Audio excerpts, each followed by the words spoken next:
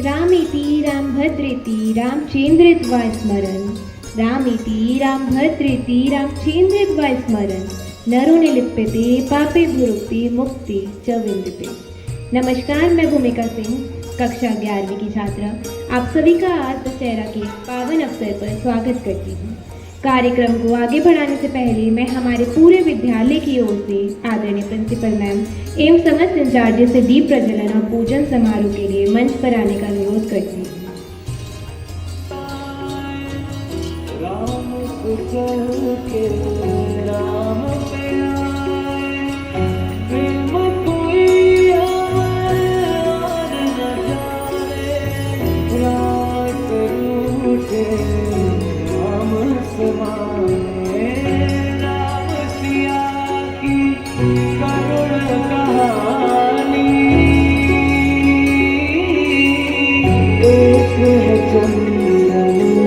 एक है पानी।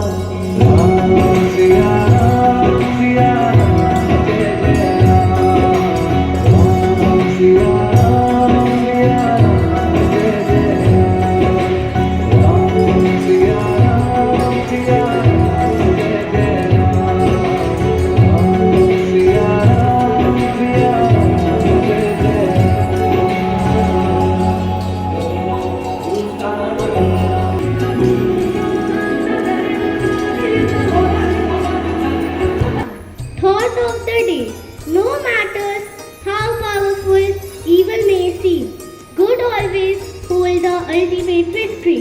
I repeat my thought, no matter how powerful evil may seem, good always hold the ultimate victory. Thank you.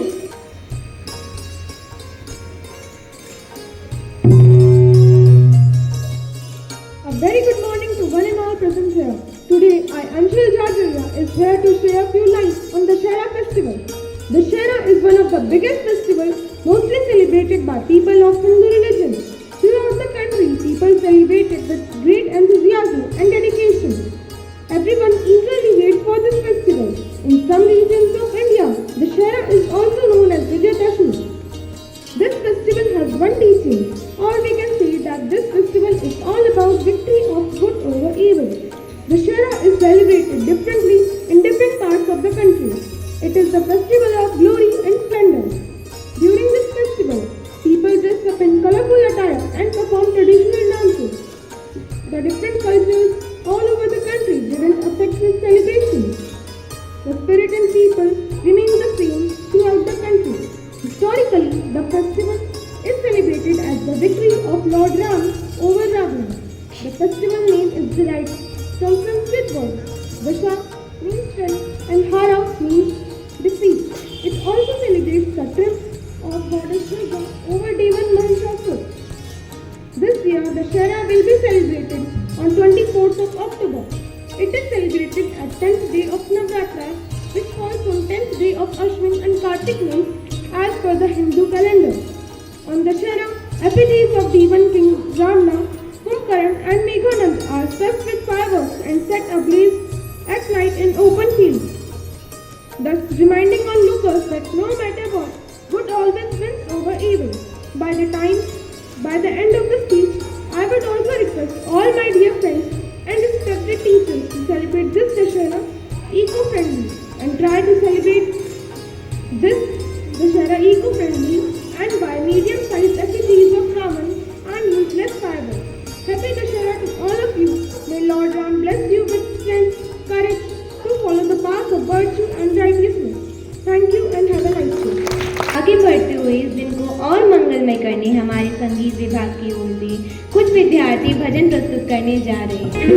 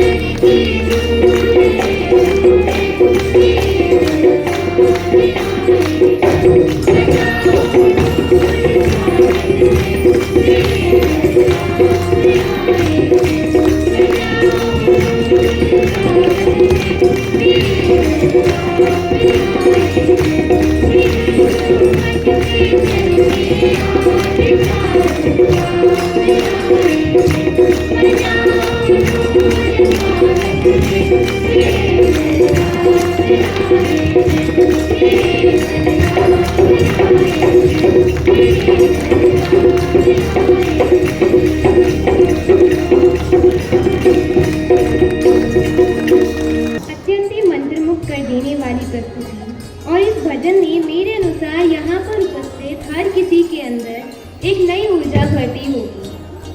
और इसी ऊर्जा के साथ इस मंच पर मेधांश कक्षा प्रथम का छात्र एक कविता प्रस्तुत करने आ रही है।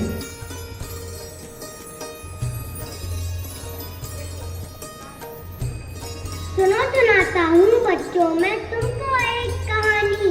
लंका में था राजा रावण, वो राजा था अभिमानी। उस अभिमानी रावण ने सबको खूब सताया।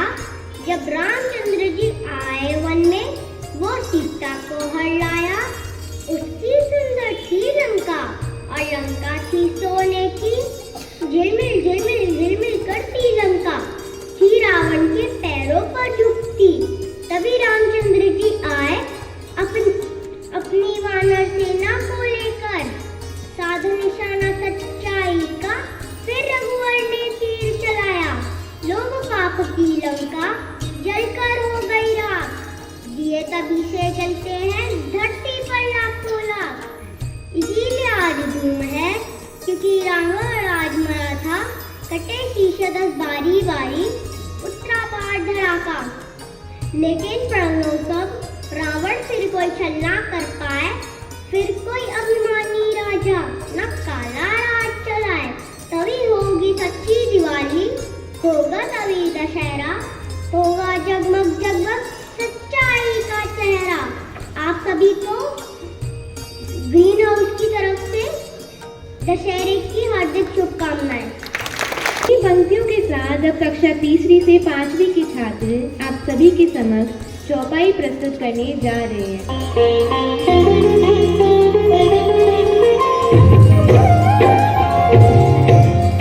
मंगल भवन अमंगल हारी, गबहु सदा शरथ अजर बिहारी।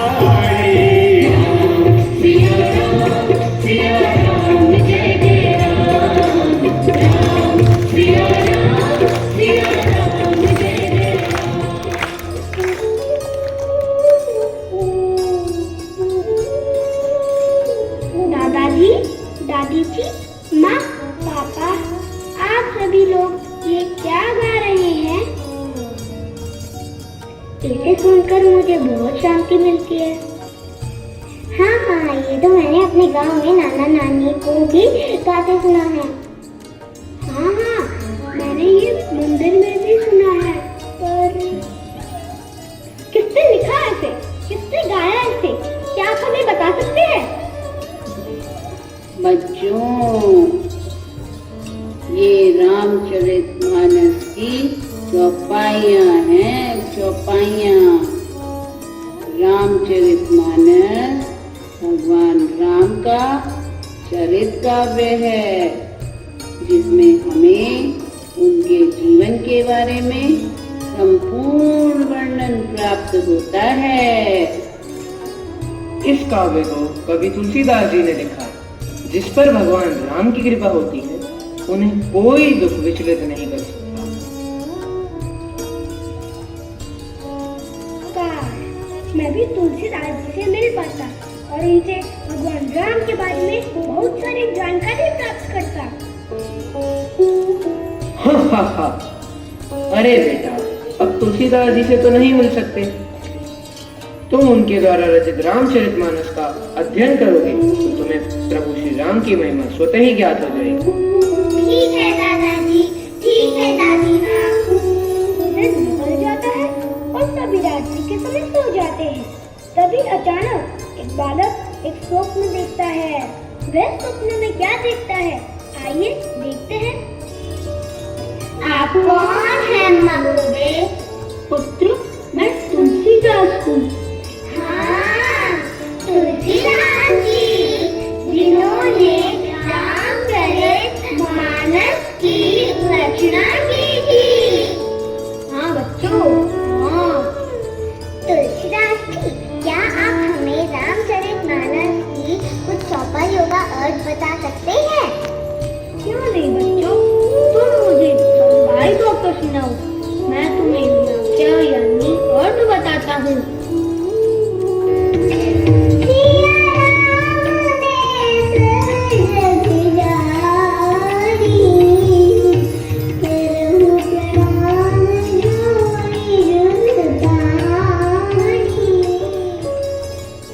अर्थात पूरे संसार में प्रभु श्री राम का निवास है। वे सबके मन की बात जानते हैं, अर्थात हम उन्हें हाथ जोड़कर प्रणाम करते हैं।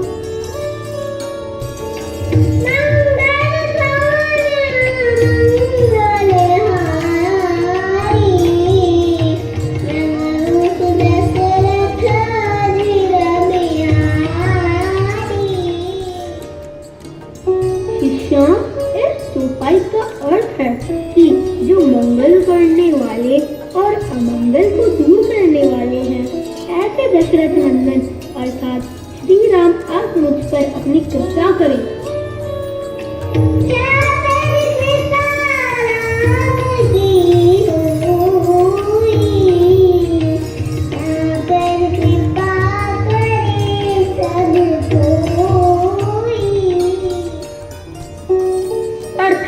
जिस पर भगवान राम की कृपा होती है, उस पर सबकी कृपा अपने आप ही हो जाती है।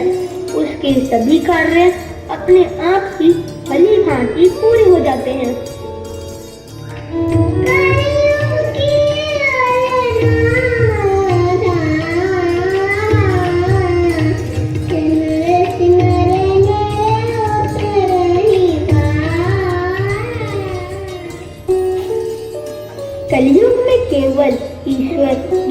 प्रभु श्री राम का नाम ही है, जिसका स्मरण करके हम अपनी समस्याओं में सरल व सहज रह सकते हैं। केवल राम का नाम जपने से ही हम भव सागर से पार हो पाएंगे।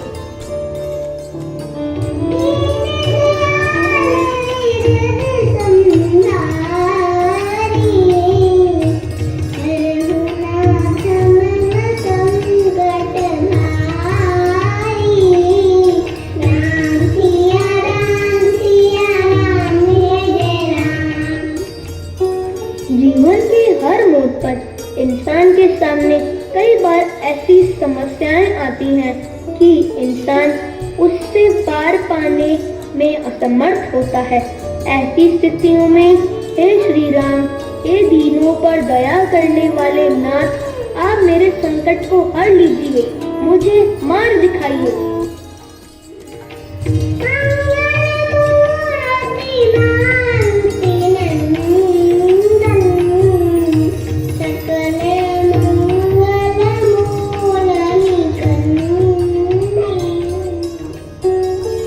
हनुमान जी मंगल यानी कल्याण की मूरत है। ये सभी के अमंगल को दूर करने वाले हैं। ऐसा मंगल करने वाले हनुमान जी को भी मेरा प्रणाम। धन्यवाद तुलसीदास जी, आपने हमें इतनी सुंदर चौपाइयों का अर्थ बताकर हमारा जीवन धन्य कर दिया है। तुम्हारा कल्याण हो बच्चों। और इसी संदेश को व्यक्त करने कक्षा 1 और 2 के छात्र एक लघु रामायण प्रस्तुत करने जा रहे हैं। ये कहानी है मर्यादा पुरुषोत्तम श्री राम की, जिन्होंने एक आदर्श पुत्र, पति, पिता, मित्र व आदर्श राजा होने का कर्तव्य निभाया। मंथरा जैसी कुटिल दासी व कैकई जैसी माँ को भी क्षमा किया।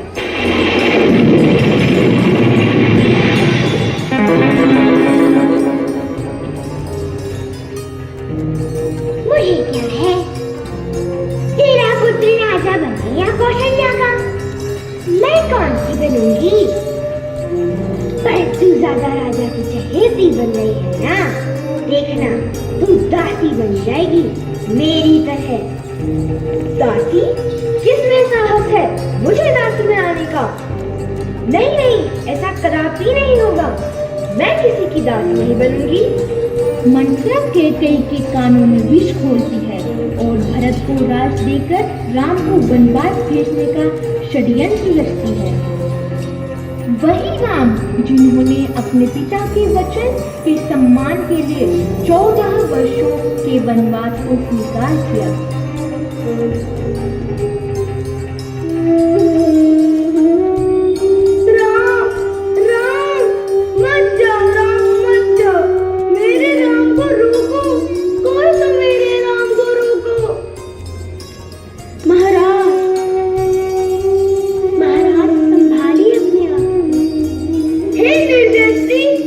तेरी ममता मर गई है, हट जा मेरे सामने से। आज इसी समय हम तुम्हारा परित्याग करते हैं। नहीं महाराज, ऐसा मत करिए, ऐसा मत करिए। ये आप क्या कह रहे हैं महाराज? पिता की मृत्यु का समाचार पाकर भरत ननिहाल से लौटते हैं। माँ, ये सब कैसे हुआ? किसने किया? जिस पापी ने हमारे वंश पर इतना बड़ा आघात किया है, मैं उसे कभी जीवित नहीं छोड़ सकता। बताइए कौन है वो? क्या तुम उसे प्राण दंड देगा? अवश्य, चाहे मैं स्वयं काल ही क्यों न हो। तुझे वो दंड मुझे देना होगा। क्षमा करना भरत, मैं पुत्र प्रेम में अंधी हो गई थी।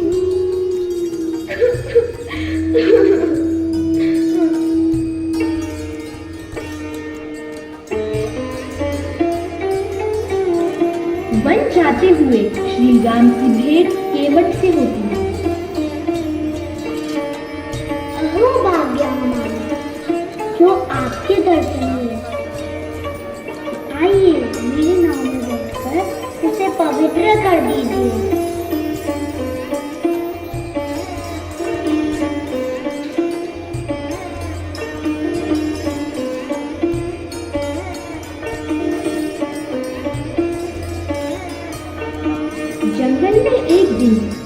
जैसे एक किरण का प्रवेश।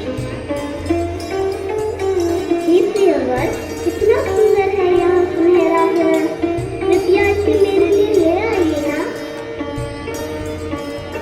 अभी लेकर आता हूँ सीते।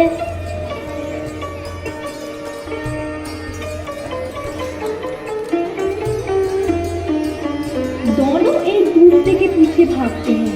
तभी राम की आवाज आती है, सीते। सीता और लक्ष्मण राम की आवाज सुनकर चौंक जाते हैं। स्वामी, भैया। जाओ लक्ष्मण, लगता है तुम्हारे भैया किसी विपत्ति में है। मैं आपको अकेला छोड़कर कैसे जा सकता हूँ माते? वे सहायता के लिए पुकार रही हैं। तुम्हें जाना ही होगा लक्ष्मण। यह मेरा आदेश है। ठीक है माते, हम जब तक ना आए आप इस रेखा के बाहर कदम ना रखें। थोड़ी देर बाद अलख निरंजन, अलख निरंजन। प्रणाम ऋषिवर, यह लीजिए। इतनी दूर से नहीं, समीप आकर भिक्षा दो बालिके। क्षमा करें ऋषिवर, मैं यह रेखा पार नहीं कर सकती। घोर अपमान। तो फिर हम भी भिक्षा लिए बिना ही लौट जाते हैं। नहीं मुनिवर, नहीं, आप भिक्षा लिए बिना नहीं जा सकते। यह लीजिए। सीता का लक्ष्मण रेखा के बाहर कदम रखते ही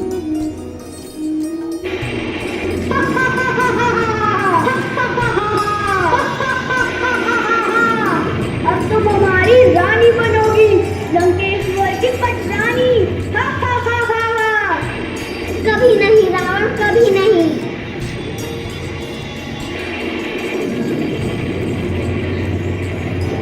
रुक जाओ रावण, ऐसा अनर्थ मत करो। सीता माता को छोड़ दो, वरना अच्छा नहीं होगा। अच्छा जटायु, तुम में इतना साहस कि तुम रावण को चेतावनी दो, तो ये लो।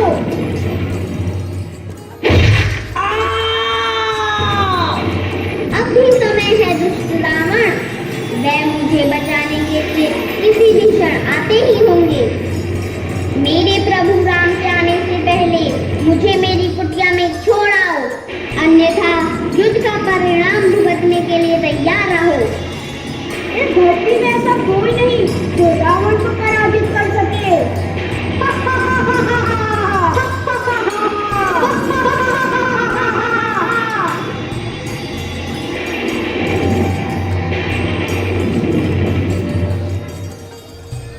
जय श्री राम, आपका सेवक आ गया है श्री राम।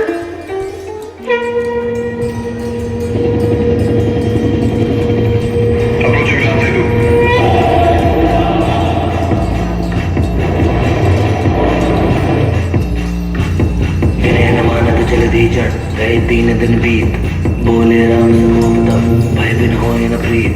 इन्हें न मानत जल्दी चढ़ गए 3 दिन बीत, बोले राम सकोपता भय बिन होए न प्रीत। भय बिन होए न प्रीत, भय बिन होए न प्रीत, भय बिन होए न प्रीत, भय बिन होए न प्रीत। राम राम राम राम राम राम राम हरे राम राम राम राम राम राम राम राम राम राम राम हरे राम राम राम राम।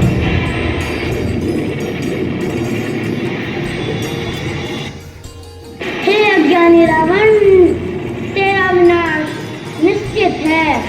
तेरा अंतिम समय आ गया है।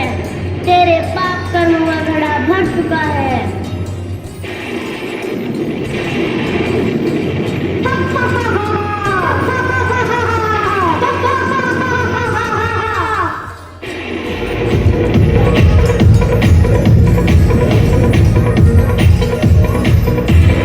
त्रिभुवन में सर्वत्र तुम्हीं विस्तार कौन नापे। तुम क्रोध में जब आ जाओ तो ब्रह्मांड सकल कांपे। तुम्हें जाने त्रिपुरारी जाने महिमा तुम्हारी, तुम हो नित्य सकल धाम। हीर वर्ण तुम्हारी प्रभु अवध बिहारी, तुमसे बड़ा है तुम्हारा नाम। जय श्री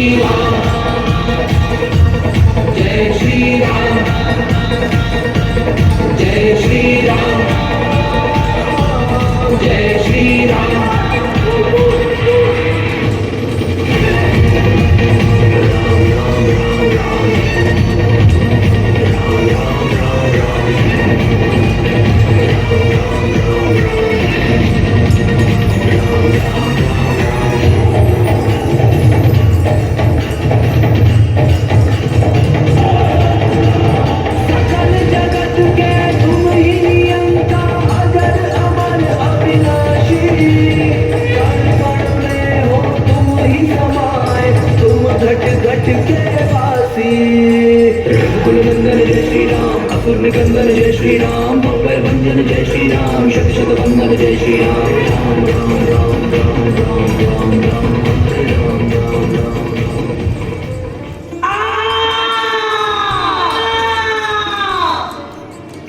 प्रियजनों, रावण का अंत उसे मारने से नहीं अपितु अपने अंदर की बुराइयों को मारने से होगा।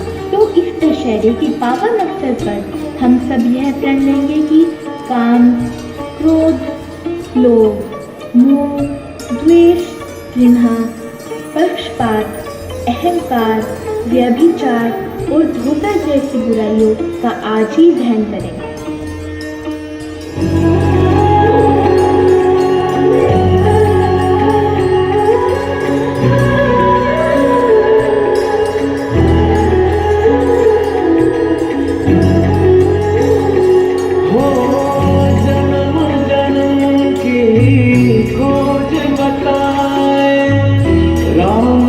चल के नाम पे आए, प्रेम कोई आए और न जाने, राम से रूठे राम से माने, राम सिया की करुण कहानी। एक है चंदन एक है पानी, राम सिया जय जय राम, राम सिया जय जय राम, राम सिया जय जय राम, राम सिया जय जय राम।